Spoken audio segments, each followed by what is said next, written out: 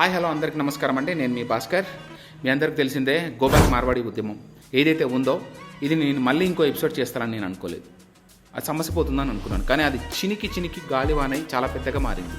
ఎక్కడ దాకా వెళ్ళిందంటే హైదరాబాద్లోని 10 చోట్ల కొన్ని షాపులు ధ్వంసం చేసి తగలబెట్టేదాకా వెళ్ళింది వ్యాపారం.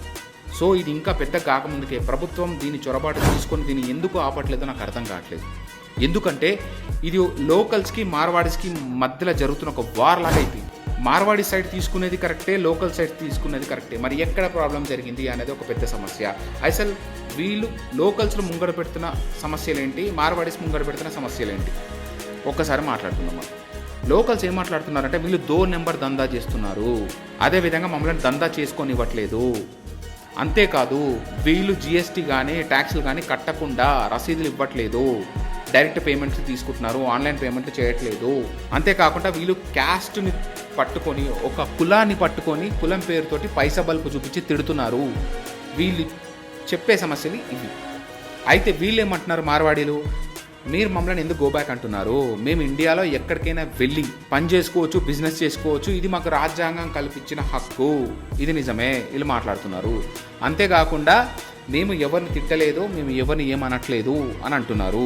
కొంతమంది మార్వాడీలు మంచిగానే ఉన్నారు. ప్రాబ్లం వల్ల ఎవరైతే కొంచెం పైసా బల్పు చూపించి వ్యవస్థని చేతిలోకి తీసుకోవడానికి ఎవరైతే ప్రయత్నిస్తారో వాళ్ళతోటే ఈ ప్రాబ్లం. అయితే లోకల్స్లో చాలామంది ఏం మాట్లాడుతున్నారంటే ఇప్పుడు ముంగడికి వచ్చి మీడియా ముందుకు వచ్చి చాలామంది మాట్లాడడం జరుగుతుంది. ఏం మాట్లాడుతున్నారు వాళ్ళు, మేము షాపులు పెట్టుకుందామని మేము షాప్స్ దగ్గరికి వెళ్ళి మేము వాళ్ళతో రెంటర్ అగ్రిమెంట్లు కావచ్చు, రెంట్ గురించి మాట్లాడుకుంటున్నప్పుడు మేము ఏదైతే 7,000, 8,000 నుంచి 14,000 దాకా మేము రెంట్ మాట్లాడుకుంటున్నప్పుడు మాకు పోటీగా మార్వాడి వాళ్ళు వచ్చి 20,000, 25,000 వాళ్ళు డిమాండ్ చేస్తున్నప్పుడు, అంతేకాకుండా అడ్వాన్స్ కింద 3 నెలల రెంట్ ముందే ఇస్తున్నప్పుడు ఆ ఎవరైతే ఓనర్ ఉన్నారో వాళ్ళకే మొగ్గు చూపడం జరుగుతుంది. ఈ విధంగా కావాలని మమ్మల్ని దెబ్బ కొడుతున్నారు. అంతేకాదు ఒకవేళ మేము కింద మీద పడి ఆ షాపు తీసుకున్నా కూడా వాళ్ళతో పోటీకి దిగి ఎదురుగా కావచ్చు, పక్కన కావచ్చు, చుట్టుపక్కల షాప్స్ ఎవరైతే ఉంటారో మేము అమ్మే సరుకుని వాళ్ళు ఒక 5% తక్కువ అమ్మడం జరుగుతుంది. అంటే ఎగ్జాంపుల్ 50 రూపాయలు ఉన్న దాన్ని వాళ్ళు 45 రూపాయలకి, 40 రూపాయలకు అమ్మడం జరుగుతుంది. మాకే అది 40 రూపాయలకు దొరికినప్పుడు, 45 రూపాయలకు దొరికినప్పుడు మేము దాన్ని 2 రూపాయలు 3 రూపాయలకు లాభాలకు అమ్ముకున్నప్పుడు కరెక్ట్ వచ్చే రేటు కంటే వీళ్ళు 5 రూపాయలు తక్కువకి ఎలా అమ్ముతున్నారు, ఇది నెంబర్ దందా కాదా అని చెప్పి వీళ్ళు ప్రశ్నిస్తున్నారు. వీళ్ళు ఎక్కడ దాకా వెళ్ళిందంటే 1 కిలోమీటర్ షాప్ నెట్ మీరు తీసుకున్నట్టయితే ఆ కిలోమీటర్ షాపుల్లో 80% వీళ్ళ షాపులే ఉన్నాయి. ఇంకోటి తయారు చేసే వ్యవస్థ నుంచి మొదలు పెడితే ఈ కిరాణా కొట్టుకు వచ్చి అమ్మాయి వ్యవస్థ దాకా మొత్తం వీళ్ళే ఉన్నారు. ఒక చైన్ ఉంది. మేము వెళ్ళి అక్కడ మాట్లాడినప్పుడు కూడా మాకు రానివ్వట్లేదు. ఒకవేళ ఎక్కడి నుంచి అయినా సరే ఒక వస్తువు ఎక్కడి నుంచి అయితే తయారయ్యి వస్తుందో, ఒక ఫ్యాక్టరీ కావచ్చు, ఒక ఇండస్ట్రీ కావచ్చు, ఇంకేమన్నా కావచ్చు, అక్కడి నుంచి మేము తీసుకొచ్చే ప్రయత్నం చేస్తున్నప్పుడు మేము 1,00,000 రూపాయలు 2 లక్షలు మేము అడ్వాన్స్ పెట్టి అక్కడ నుంచి తీసుకురాగలుగుతాము. వీళ్ళు లక్షలు అడ్వాన్స్ పెడుతున్నారు, వీళ్ళకి లిక్విడ్ క్యాష్ వస్తుంది. ఇదంతా వీళ్ళు ఏం చెప్తున్నారంటే వీళ్ళు ఒక మార్వాడి మొత్తం వ్యవస్థ సిండికేట్గా మారిపోయింది, వేరే వాళ్ళని రానివ్వట్లేదు. అంతేందుకు మీరు ఎగ్జాంపుల్గా తీసుకోమని చెప్పి ఒక ఎగ్జాంపుల్ చెప్తున్నారు. ఏ షాప్లో చూసినా సరే పనిచేసే వాళ్ళు మార్వాడీసే ఉంటారు, వాళ్ళకి సంబంధించిన వాళ్ళని రాజస్థాన్ నుంచే తీసుకొస్తారు, లోకల్ని మమ్మల్ని పనిలోకి పెట్టుకోరు, మన వాళ్ళు ఎందుకు అని చెప్పి మాట్లాడుతున్నారు. సో ఇక్కడ ఒక లెసన్ ఏం నేర్చుకోవాలంటే, ఇక్కడ మనకి లెసన్ వాళ్ళు ఎంత పర్ఫెక్ట్గా లోకల్కి వాళ్ళని తెచ్చుకుంటున్నారు, మరి మనం ఎందుకు ఈ రూల్స్ ఫాలో కావట్లేదు, మనలో ఐక్యత లేకపోవడం వల్లనే కదా ఇదంతా జరిగేది. వాడి దగ్గర నుంచి మనం ఇదే కదా నేర్చుకోవాలి. గో బ్యాక్ మార్వాడి అన్నప్పుడు మనకేమొస్తుంది, మన పని తెచ్చుకుందాము, మనం ఒక నిర్ణయం తీసుకుందాం, మన దగ్గరనే కొనుక్కుందాం, వాడి దగ్గర తీసుకోవద్దు. అట్లాంటప్పుడు ఏంది సరుకు మనం పర్ఫెక్ట్గా అందియాలి. ఒకవేళ వాడు నెంబర్ దందా చేస్తున్నాడు, పట్టిద్దాం. నెంబర్ దందా ఎవ్వడు చేసినా తప్పే. ఫర్ ఎగ్జాంపుల్ చెప్పాలంటే ఒక టిన్ను క్యాను 5 లీటర్ల టిన్ను క్యాన్ ఆయిల్ కావాలంటే నీకు ఇంచుమించు ఒక 10 నుంచి 15 కిలోల పల్లీలు కావాలి. కానీ వాటి కాస్ట్ ప్రైస్ ఒక దగ్గరే, దీని ప్రైస్ ఒక దగ్గరే.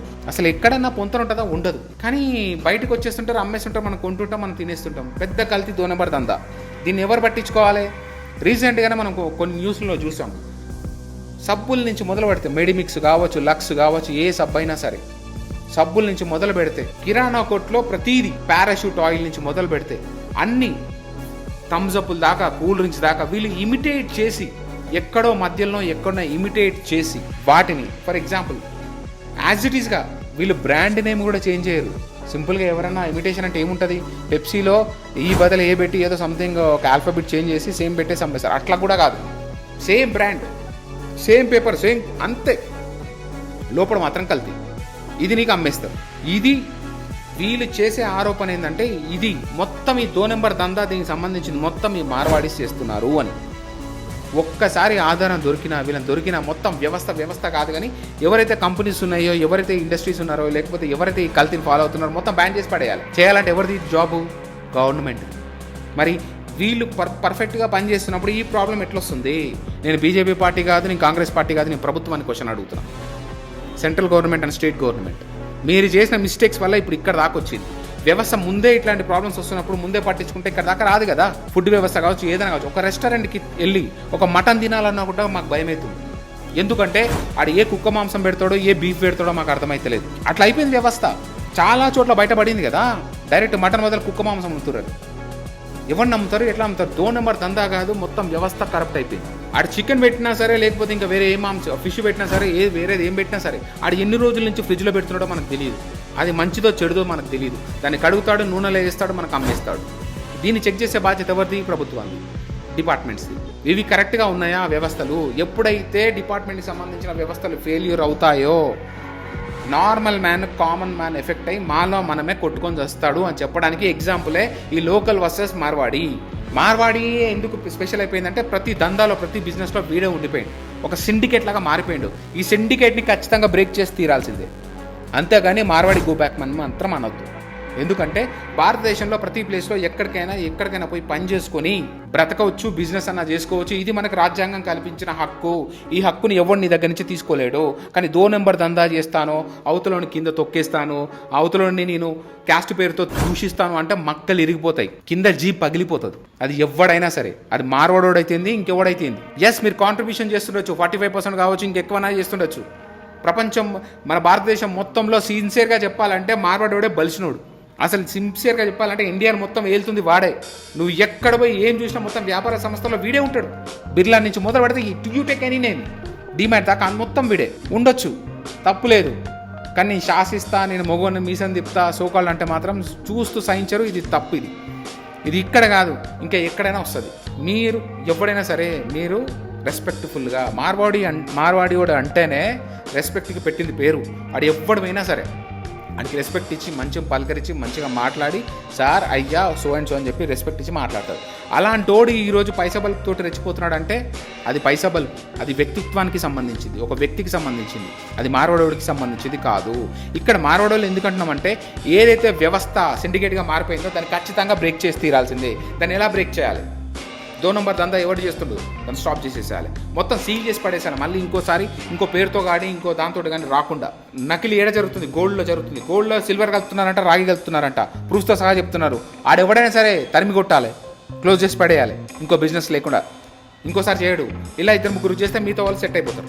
డిపార్ట్మెంట్ సంబంధించి రెస్టారెంట్లు అయినా సరే, ఏవైనా సరే, ఎవరు నడుపుతున్నాడు, ఎట్లా నడుపుతున్నాడు, అందులో వీళ్ళు కలర్ వేస్తున్నారా, లేకపోతే ఇంకేమైనా చేస్తున్నారా, ఇంకేమైనా కెమికల్స్ కలుపుతున్నారా కనుక్కోండి, చూడండి. ఇది ప్రభుత్వం. మీకు తెలిసిందా, మీకు అర్థమైందా, మీరు పట్టియండి. అట్లా తగ్గుతుంది తప్ప ఇది వేరే రకంగా ఎక్కడా తగ్గదు. మార్వాడి అనేది ఒక ప్రదేశం, రాజస్థాన్లోని ఒక ప్లేసు. అక్కడ ఉన్న వాళ్ళు ఎడారిలో బతకలేక వీళ్ళు బిజినెస్ని ఒక ప్లాన్గా ఎంచుకొని భారతదేశం నలుమూలలా స్ప్రెడ్ అయిపోయి వీళ్ళు బిజినెస్ చేసుకుంటూ బతుకుతున్నారు. అలా బ్రతికి ఈరోజు భారతదేశాన్ని శాసించే స్థాయికి ఎదుగురు. గొప్ప విషయమే, ఒప్పుకుంటాం. అంతేందుకు ఒక నానుడి కూడా ఉంది, సైకిల్ కూడా వెళ్ళలేని ప్లేస్లోకి మార్వాడోడు వెళ్తాడు, అక్కడ బిజినెస్ చేస్తారని మాట్లాడతారు. ఇట్స్ ఎ గుడ్ థింగ్, ఒప్పుకోవచ్చు. మనం కూడా అట్లా తయారదామని ఒప్పుకోవచ్చు. కానీ కల్తీ చేసి 2 నెంబర్ దందా లాంటివి చేస్తారంటే మాత్రం ఎవ్వరు ఒప్పుకోరు. అది కరెక్ట్ కూడా కాదు. అది ఎవరు చేసినా తప్పే. వీళ్ళ పేరు ఎందుకు వస్తారంటే అన్నిట్లో వీళ్ళే ఉన్నారు కాబట్టి వీళ్ళ పేరు వస్తుంది ఖచ్చితంగా. సో ఒక మార్వాడిలా కాకుండా ఒక వ్యక్తిలా గుర్తించి చీడపురుగులని ఏడి పారేస్తే ఈ ప్రాబ్లం ఉండదు. ఇంకెప్పుడు ఎవడైనా సరే కులం పేరుతోటి కావచ్చు, లేకపోతే తాగుబోతులు తిరుగుబోతులు అన్నారంటే ఒక్క పగిలిపోద్ది. గట్టిగా వార్నింగ్ ఇవ్వండి, సరిపోతుంది. నువ్వు ఎవడరా ఇక్కడికి వచ్చింది, ఎట్లా? అప్పుడు వస్తాయి, ఇలాంటి మాటలే వస్తాయి. నువ్వు ఎక్కడి నుంచో ఇక్కడికి వచ్చి మమ్మల్ని తాగుబోతులు తిరిగిపోతున్నా అంటే ప్రతి ఒక్కటి కోపం వస్తుంది. నువ్వు మాట్లాడే విధానం ఉంటుంది, మాట్లాడు, తప్పులేదు. చాలామంది కూడా చాలా రకరకాలుగా మాట్లాడుతున్నారు, దీన్ని పొలిటికల్ ఇష్యూలుగా చేస్తున్నారు. ఏ చిన్న ఇష్యూ ఉన్నా సరే రాజకీయం చేయడానికి పొలిటికల్ పార్టీలు ఫస్ట్ ఉంటాయి. ఫస్ట్ ఈ రాజకీయ నాయకులను అనాలి. ఎక్కడైతే దీన్ని సాల్వ్ చేయాలో వదిలేసి ఇంకా స్ప్రెడ్ చేస్తున్నారు. మార్వాడోళ్ళని నువ్వు సపోర్ట్ చేస్తావా, లోకల్ని నువ్వు సపోర్ట్ చేస్తావా అన్న క్వశ్చన్ ఎందుకు వచ్చింది అసలు? ఇద్దరు మనోలే కదా. లోకలే గుర్తుపెట్టుకోండి. ఎప్పుడైనా సరే లోకల్ అన్నప్పుడు ఒకటి ఉంటుంది, ఒక ఫీలింగ్ ఉంటుంది ఎవరికైనా. లోకల్ ఫీలింగ్ మీకు ఉండదా? ఎక్కడి నుంచి వచ్చిన మార్వాడీలకే మీకు అంత ఫీలింగ్ ఉన్నప్పుడు ఇక్కడే ఉన్న లోకల్కి ఫీలింగ్ ఉండదా? బరాబర్ ఉంటుంది. మీరు ఎలా ప్రశ్నిస్తారు? సో ఇద్దరిని కూల్గా కూర్చోబెట్టి క్లియర్ చేసేస్తే సమసిపోతుంది. దీన్ని ఇంకో రకంగా కూడా చేయడానికి ట్రై చేస్తున్నారు. ఎందుకంటే హిందువుల ఐక్యత ఉండలేక మధ్యలో పుల్ల పెడుతున్నారని చెప్పి మాట్లాడుతున్నారు. ఇందులో కూడా కోణం లేకపోలేదు. కాకపోతే ఇది ఎంతవరకు కరెక్టు? ఇంకా ఉన్న సమస్యను ఇంకా పెద్ద చేస్తారా? ఉండొచ్చు, ఉండకపోవచ్చండి. మీరు రాజకీయం చేయాల్సిన అవసరం ఏమొచ్చింది? సో చూస్తూ ఉండాలి. ఇంకేం మాట్లాడుతున్నారంటే వీళ్ళు మార్వాడి వాళ్ళు ఫండింగ్ అనేది బీజేపీ పార్టీకి చేస్తారు, కాంగ్రెస్ పార్టీకి చేస్తారు, బీఆర్ఎస్ పార్టీకి చేస్తారు, అందరికి చేస్తారు. ఎందుకు చేస్తారు? ఆడు బిజినెస్ మ్యాన్ కాబట్టి.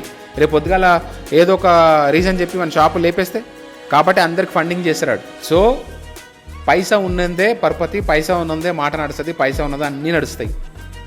ఈ ప్రపంచం మొత్తం మాట్లాడేదే పైసా. కానీ పైసా ఉంది కదా అని చెప్పి బల్బు చూపిస్తే మాత్రం పతాలకు పోవడం ఖాయం. ఎందుకంటే ఇలాంటి ఉద్యమాలు వస్తాయి. ఇప్పటిదాకా ఏ ఉద్యమం మన తెలంగాణలో జరిగిన చాలా మట్టికి ఓయి నుంచే స్టార్ట్ అయింది. ఇప్పుడు ఆ ఓయి నుంచి దీన్ని ఉద్యమంగా తీసుకురావడానికి స్టార్ట్ చేస్తున్నారు.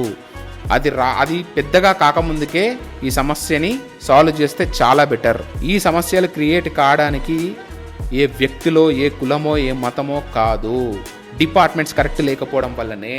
డిపార్ట్మెంట్ ఫెయిల్యూర్స్ నేను చూసినంత వరకు. ఎందుకంటే ఎవరైతే మన లోకల్స్ ఉన్నారో లోకల్స్ అదే మాట్లాడుతున్నారు, ఎవరైతే మార్వాడీస్ ఉన్నారో మార్వాడీస్ అదే మాట్లాడుతున్నారు. సో మన వ్యవస్థకి బొక్కబడింది.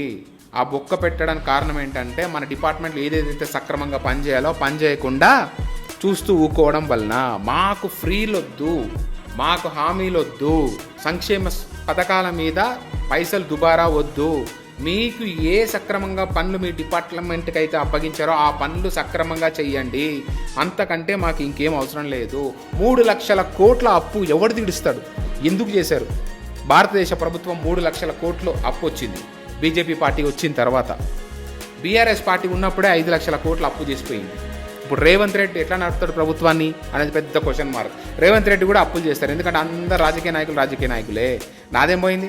సంక్షేమాలు తీరితే చాలా అన్నట్టు తీసుకొస్తారు, పడేసారి పోతారు. అది నీ మీద నా మీద జిఎస్టీ. మరి నీ అమ్మ వేలారా ఏంది? ఆ జిఎస్టీ ఏంది? ఆ కథ ఏంది? ఆ వ్యవహారం ఏంది? ఎవరిని వదలట్లేదు. కామన్ మ్యాన్ని పిండి పిప్పి చేస్తున్నారు. ఇందులో ఈ కల్తీ ఒకటి, 2 నెంబర్ దందా ఒకటి.